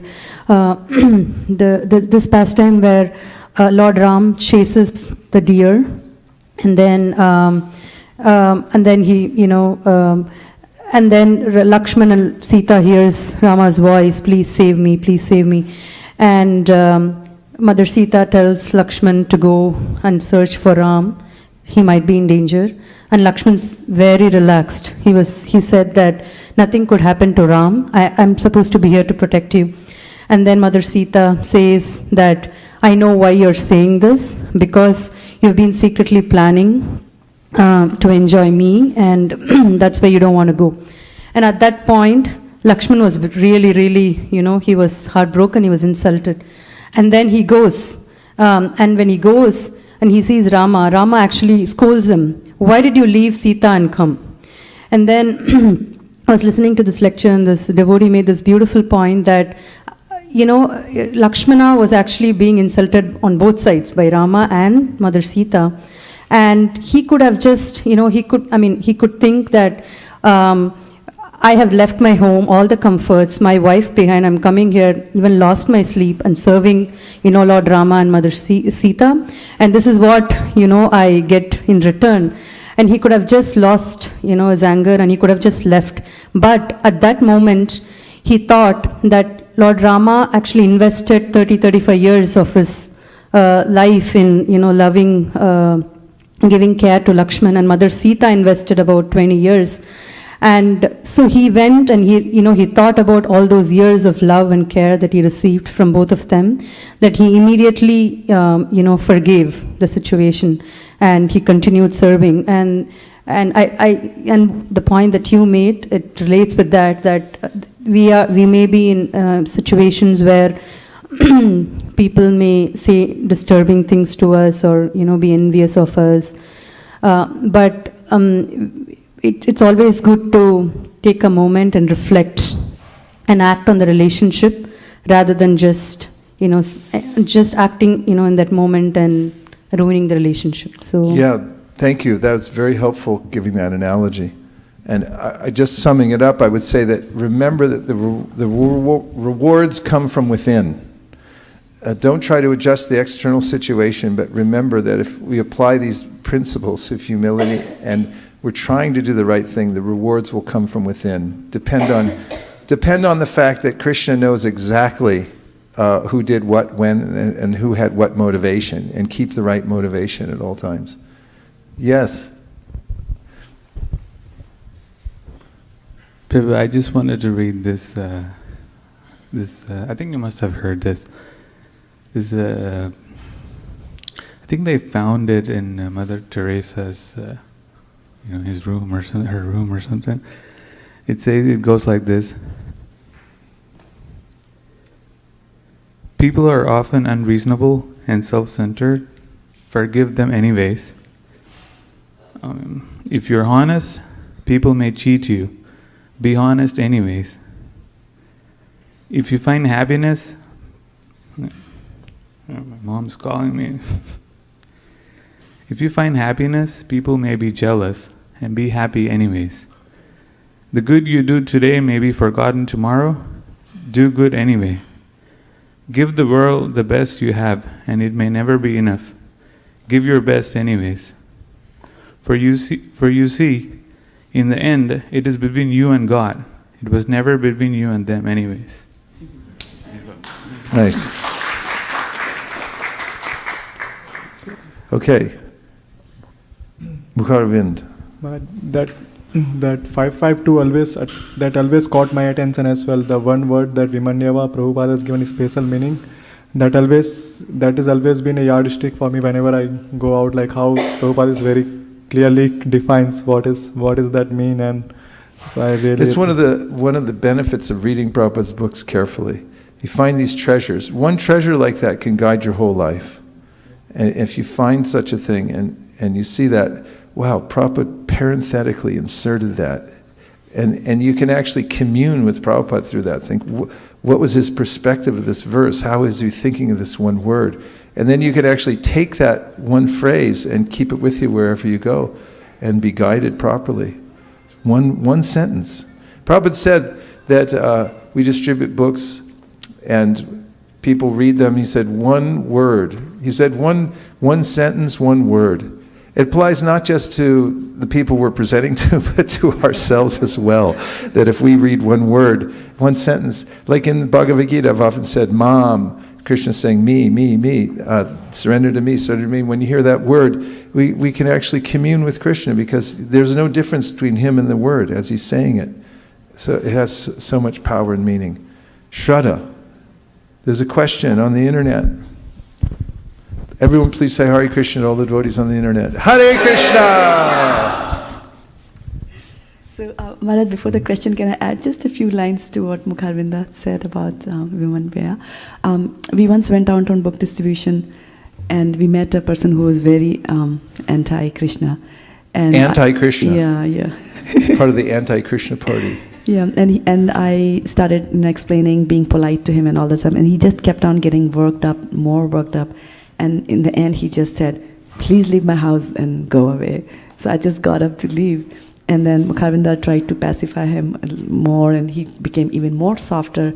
And then he was like, she's soft, and then you are softer, and you were trying to.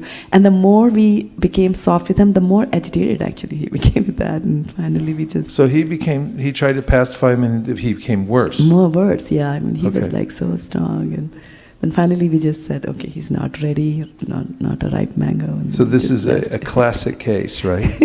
One for the law books. Okay. Yeah, which I use all the time when I preach in corporations, because they ask me that, you go door to door, how is it like? And I say, we do get thrown out of the house because it's really insulting. It's fun, right? It's just funny when people slam the door and sometimes it doesn't happen very much. It's so rare, but it's actually enjoyable. I mean, people open the door and they take a look at you and then they just close it right away, and I think like, what? What? I didn't say anything. Like, how could you tell? What? And, Okay. There's a question from Hari Sankirtan Prabhu. Hari Sankirtan, wow. The heavy hitters are checking in. Yeah. Hare Krishna. This is the verse where you read that devotees don't seek revenge. But when we read the Mahabharata, Pandavas did seek revenge. So how do we understand that? Now that's a big question that will be coming out in our next seminar. Okay, so next part is just such a, what's that? Vrindavan. Okay. Vrindavan, pass him a mic. I liked when you were talking about forgiveness. That also reminded me, like, how even though Ravana tricked Rama and said to send Maricha to turn as a golden deer, and he tricked Ravana like that and took away Sita. Even though he said, even though if Ravana comes and surrenders, I will forgive him instead of like killing him. But Ravana didn't surrender. Yeah. I mean, Ram is so good, sometimes it's aggravating, right? I mean, it's like, what? You're kidding. You can't do that. Thank you.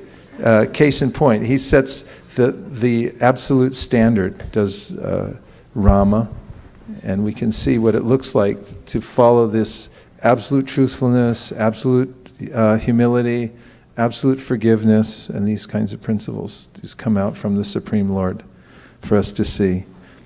Very nice point, sir. Okay, so I have to move, and it's Suniti.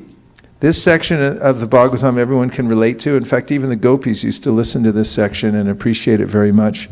I'm on verse number 4:817, hearing about a tender child.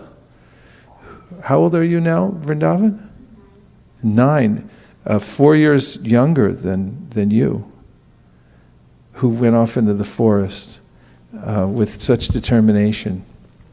And because of his determination, he was able to get a spiritual master on the way, and then to meet the Supreme Personality of Godhead face to face. So within this pastime, there are some very fundamentally powerful preaching points. 4:817.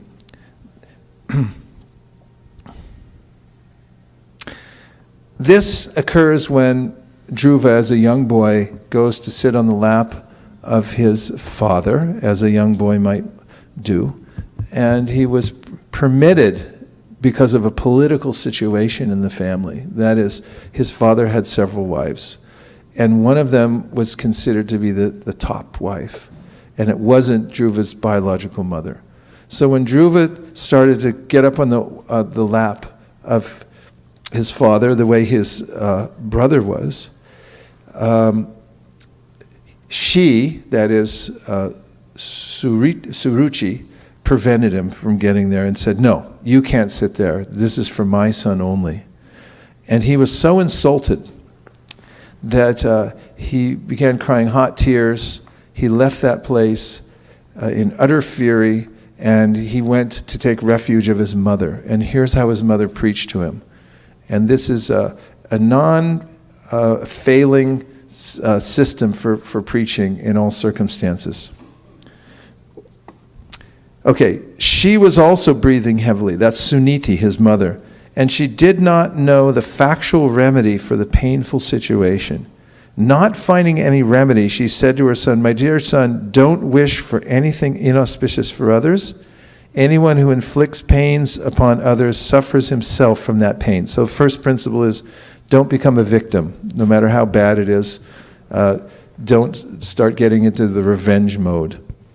Next thing, and oftentimes this happens, there's no remedy. Have you ever had that happen? You get in a situation, you go, there's no remedy for this. Arjuna, battlefield of Kurukshetra, no remedy. What do I do now? He just drops his bow and said, I give up. Krishna, what do I do now? That's a nice situation to be in. In fact, in any creative process, there's a way in which if I'm engaging and I'm thinking, oh, I can write this, no problem, and then again and again failing, coming to the point of utter defeat, and say, I can't do anything, that's when the ideas start to flow into the mental stream. Great things happen when one becomes frustrated and there's no remedy. Suniti said to Dhruva, my dear boy, whatever has been spoken by Suruchi is so, because the king, your father, does not consider me his wife or even his maidservant. He feels ashamed to accept me. Therefore, it is a fact that you have taken birth from the womb of an unfortunate woman. And by being fed from her breast, you have grown up. So this is an effective way of preaching. First, accept the facts. Don't try to cover them over, but just look carefully of what situation you're in now. Is everyone okay? Okay. Accept the truth and present the truth. My dear boy, whatever has been spoken by Suruchi, your stepmother, this is 4:8:19, although very harsh to hear, is factual. Therefore, if you desire at all to sit on the same throne as your stepbrother, Uttama, then give up your envious attitude and immediately try to execute the instructions of your stepmother. Without further delay, you must engage yourself in worshiping the lotus feet of the Supreme Personality of Godhead.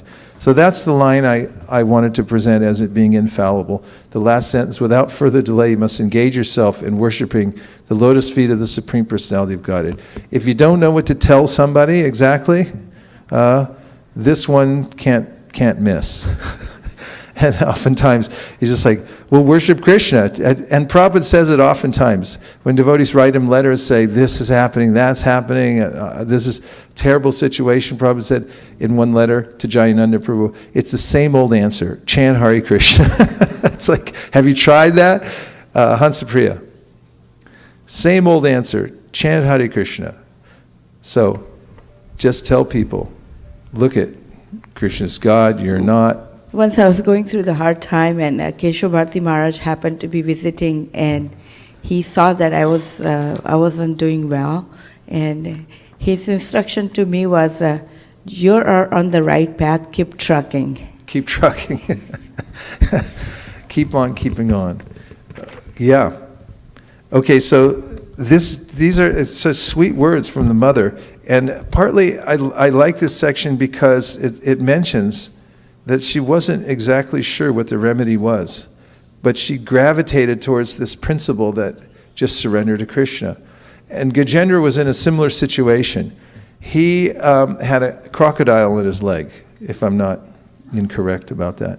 And he didn't know what to do. Crocodile wouldn't let go. And we'll find ourselves in a situation like this at some point in our life. Crocodile's on the leg. Crocodile won't let go. It's not going to work. Whatever I've tried, I fought. It doesn't work. Then what do I do? And no remedy in sight. Gajendra started praying. And at that point, he wasn't even sure who the Supreme was. Mm-hmm. And this is an important point because he just from his heart, he called out to the Supreme without having a clear idea. And the remedy was at hand. So, purport is, the harsh words used by Suruchi to her stepson were true because unless one is favored by the Supreme Personality of Godhead, one cannot achieve any success in life. Man proposes, God disposes. Suniti, the mother of Dhruva Maharaj, agreed with her co-wife's advice that Dhruva engage himself in the worship of the Supreme Personality of Godhead. Indirectly, the words of Suruchi were a benediction from Dhruva Maharaj, for because of the influence of his stepmother's words, he became a great devotee. Suniti continued, the Supreme Personality of Godhead is so great that simply by worshipping his lotus feet, your great-grandfather Lord Brahma acquired the necessary qualifications to create the universe. So keeping that in mind, that ultimately all solutions come back to surrendering to Krishna, taking shelter of Krishna. And as we're teaching Krishna consciousness, remembering that. Sometimes in spreading the Krishna consciousness movement, teaching, one may try to adjust basic details in order to make it attractive to more people.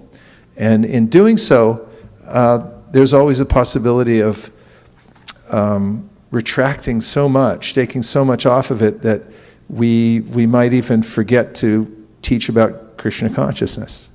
And I remember once when Rabindra Prabhu was giving class in Los Angeles, and he mentioned this phenomenon, and how for so many years he said he had been in back rooms talking to different devotees about how to take Krishna out of Krishna consciousness to make it more attractive to the public. And then one day he just realized, we'll just leave Krishna in and see what happens. Not that there can't be nuance and sensitivity to our environment and culture and so forth. That's called realization. That has to be there. But one has to have this suniti principle, and that is, remember that Krishna is the active ingredient. Out of all the other ingredients you see on the label, the hundreds of other fillers, there's one active ingredient in Advil. I don't know what it is, but apparently it works. And similarly, in our Krishna conscious movement, there are many different parts and moving things, and in our preaching, but ultimately it's the Krishna principle. And it comes out so nicely in this dialogue, doesn't it? With Suniti, she's simple, and she says, well, I don't know what to do, but everyone says take shelter of Krishna, so, and your stepmother said it, there's a grain of truth in that. Take shelter of Krishna. And it's like, all right, I'm going to the forest. So what a success story is that, from that one grain of truth. So why not hold on to that? So, on 4/8/21, Suniti informed her son, your grandfather Swayambhuva Manu executed great sacrifices with distribution of charity, and thereby with unflinching faith and devotion he worshipped and satisfied the Supreme Personality of Godhead. By acting in that way, he achieved the greatest success in material happiness and afterwards achieved liberation, which is impossible to attain by worshiping the demigods. 4/8/22, my dear boy, you should also take shelter of the Supreme Personality of Godhead, who is kind to his devotees.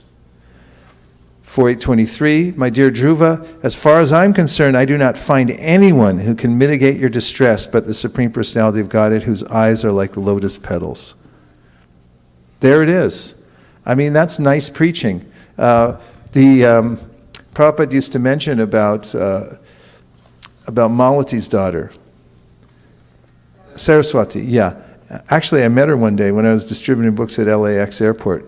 I had no idea who she was because she had grown up, and I was showing her a book. And she said, oh yeah, my parents know something about this. They taught me. And I said, really? What did they teach you? She just looks like some college student. So she started telling me, and I said, really, who are your parents? She said, Malati and Shamasundar. I said, wait a minute, you're Saraswati? Because I used to hear Prabhupada say that preaching means what Saraswati's doing. She was just a little baby at the time, and she would go around and tell people, do you know who Krishna is? And they go, who? It's the Supreme Personality of God. I said, Prabhupada, that's preaching, that helps. And this is sort of the vein this is in. Keep that in the center. Keep the active ingredient going. Don't be afraid to say Krishna, the Supreme Personality of Godhead, because it makes a lot of sense. Everything's in there, and people actually want to know about the Supreme Personality of Godhead ultimately.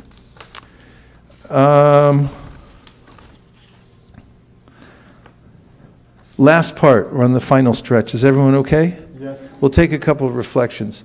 And everyone make sure you're comfortable. If you're not comfortable, there's chairs and everything you can take shelter of in the back. Manjulakanta, okay.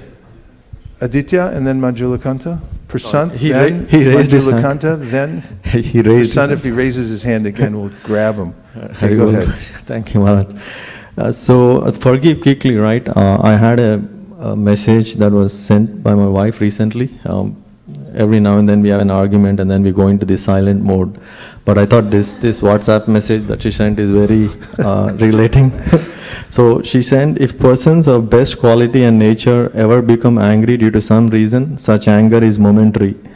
In the case of persons of average quality, the anger lasts for 2 prahars, 6 hours. And in the case of persons of lower category, it lasts for a day and night, 24 hours.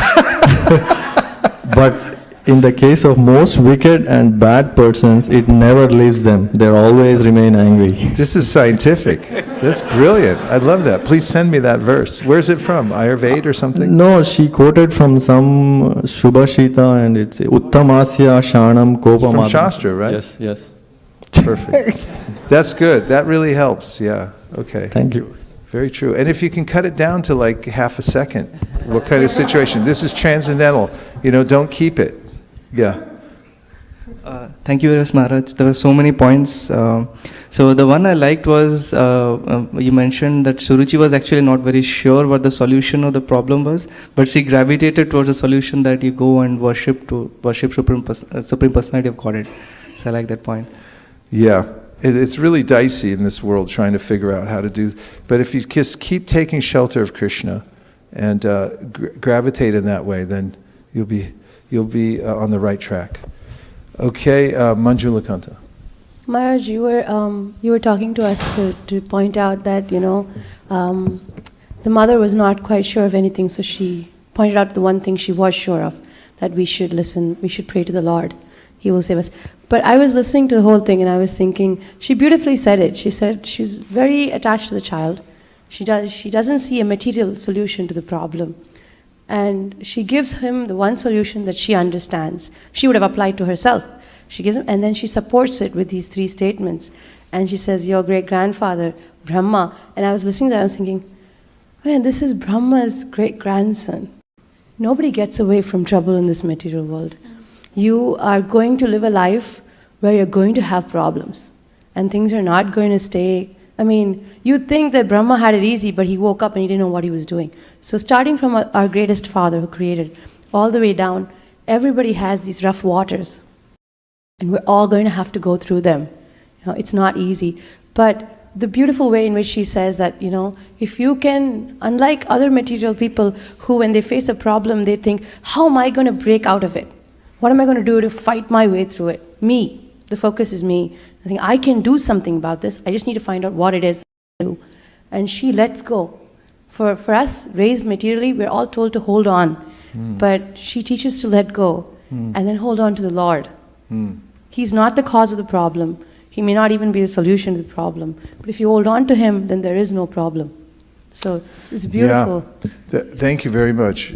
Just reminded me the first time we read the Bhagavad Gita, and I came to the section where Arjuna was completely disappointed and put his bow down, and then he turned to Krishna. And I could really relate to that. And then the answers started coming so clearly. And it's just a really satisfying situation to be able to finally take shelter, sweet surrender. It's like, I give up. No more of these superficial kinds of fixes, but now I'm going to take the whole thing and just take shelter there. A happy day. Okay, so the last stretch we're in is that 4:8:25 through 45. And that is that after Dhruva leaves the palace, and what a scene. 5-year-old little prince just out the door and into the wild. And with that kind of determination, Krishna notices. So the text mentions how Narada overheard the conversation. How's that? Because, Prabhupada says, Krishna is within everyone's heart. And when one has such determination as Dhruva, and the circumstances are focused on the Supreme Personality of Godhead, the solution is going in that direction, then Krishna informs another living entity to come and help that person. We see at the Bhagavatamrita, Radharani notices that there's this Brahmin who's struggling to try to find the truth, and sends Gopakumar and says, go guide him.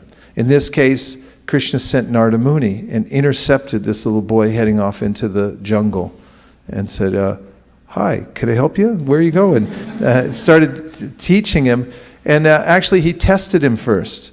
He tested his resolve, some Brahminical instruction, and telling him the way that you overcome this is by interacting with people properly. And when you meet somebody of superior quality, then you worship them, you listen to them. Somebody of the same stature as yourself, then you make friends with them. Somebody of lesser stature, then you give them mercy and you help them and so forth. And Dhruva Maharaj said, very good instruction. Sorry, can't follow it. Got to go.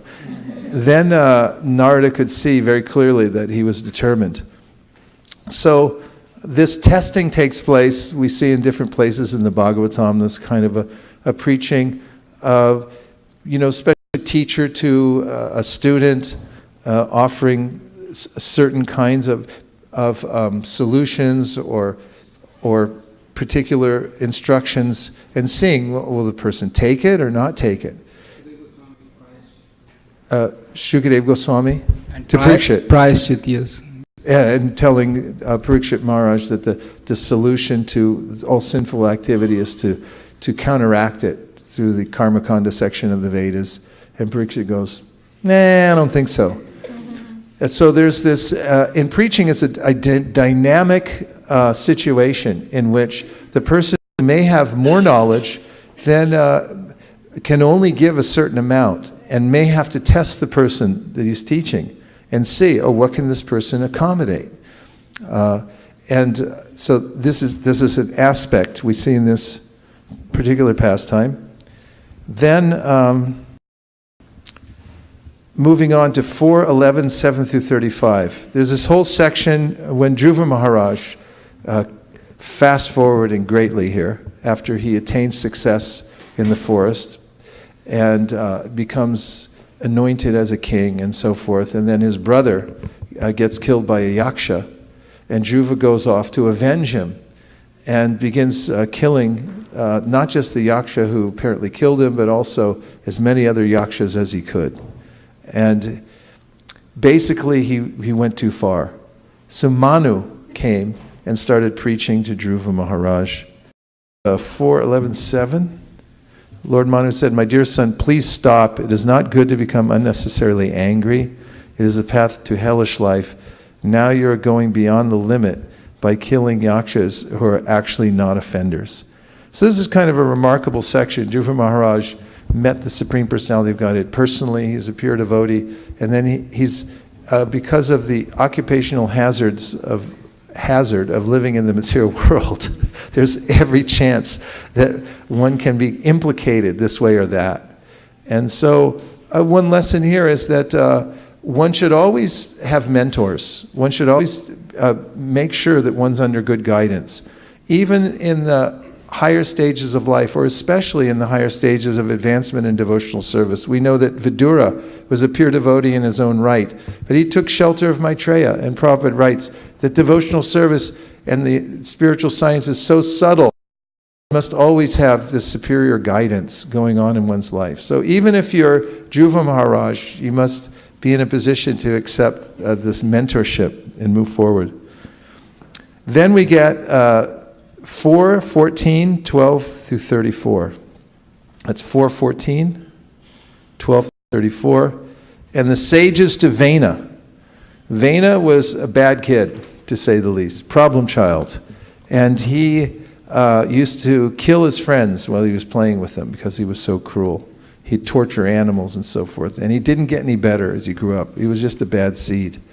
And his father, Maharaj Anga, left home, went off to the forest because he couldn't handle it anymore, and Vena became king. And then he started terrorizing everyone, stopping sacrifices and so forth. So the sages came to Vena, the saintly sages came to him, and they told him that you have to stop this. I'm going to summarize. Basically, he didn't accept their summary, and they used their Brahminical power to what? Yeah, through mantra.